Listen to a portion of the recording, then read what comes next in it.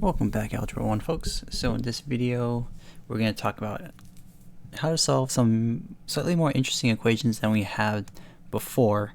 In this video we'll talk about equations that have products of binomials, and in the next video we'll talk about absolute value equations. So this is what we're starting with today, and just to review, remember a product, well, we know what a product is. A product just means multiplying, but a binomial, remember a binomial is something like this, where you could have, say, x plus 3y. This would be an example of a binomial because it's got two pieces, 1, 2, and bi means 2. Okay, so maybe that's actually not the best example. We could do something like x plus 3 would be a binomial, and then another binomial would be x minus 4. So let's look at solving an equation like so. So example, we'll just solve this equation. Solve. We'll use this, so why not? X minus 4 times x plus 3 equals, I don't know, how about 3x squared minus x. Pretend.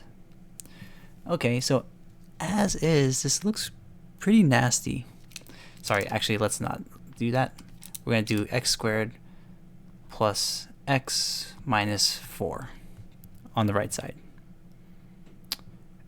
Okay, well, first off, as is, remember our end goal, as always with any type of solve equation, type of problem, is to just magically work it down until we get to x equals something. Okay, well, to do that, it would be really helpful if we could get all the x's together. Okay, so if I want to group them all on one side, we have a slight problem. It's the fact that these x's are on the left side are trapped inside these parentheses. But this is where everything we talked about last week or a couple weeks ago comes into play. We know how we can get rid of these parentheses and rewrite this left side. We can just multiply them. And so let's do that. I'll do x minus 4 and then x plus 3, like so. And I have x squared.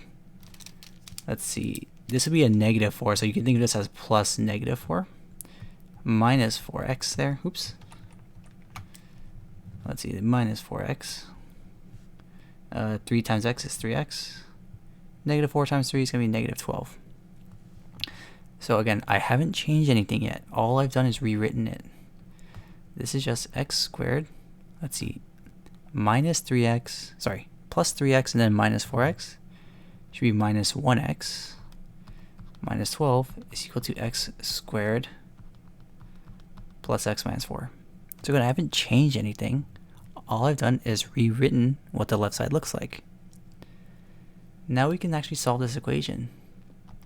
Because, well, notice if I group all my, put all my x's on one side, we can see what happens. So I can notice that there's an x squared on both sides. So I can subtract x squared on both sides, and they will just undo each other, cancel. And I'm just going to put the x's, I'll put all the x's on the right side just because why not? I can add x, right? Add x, we'll see on the left side here. Those will cancel out. We'll get negative 12 equals, let's see, this would be 2 x's now, minus 4. We need to get rid of this minus 4 here, so I'll do that by adding it. And we'll end up with, let's see, negative 12 plus 4, negative 8 equals 2x.